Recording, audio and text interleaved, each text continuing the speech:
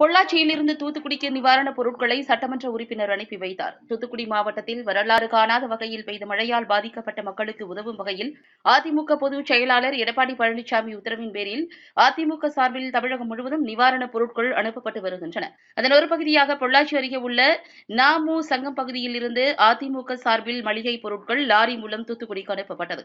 இதனை வால்பாறை சட்டமன்ற உறுப்பினர் அமுல்கந்தசாமி கொடியசைத்து அனுப்பி வைத்தார். பின்னர் செய்தியாளர்களுக்கு பேட்டியளித்த வால்பாறை சட்டமன்ற உறுப்பினர் அமுல்கந்தசாமி பேசுகையில், தென் தமிழகத்தில் ஏற்பட்டிருக்கக்கூடிய வெள்ள வெள்ள நிவாரண பணிகள்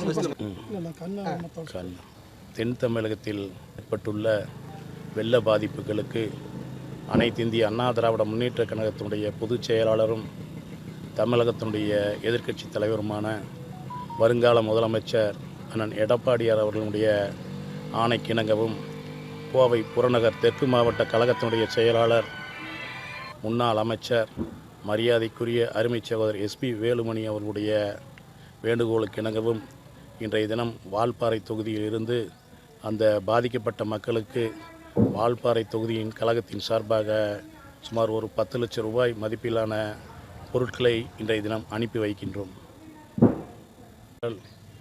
15 வகையான பொருட்களை இன்றைய தினம் முதல் கட்டமாக அனுப்பியிருக்கின்றோம். தென் தமிழகத்தில் குக்கிராமங்கள் மிகவும் பாதிப்படைந்திருக்கின்றது.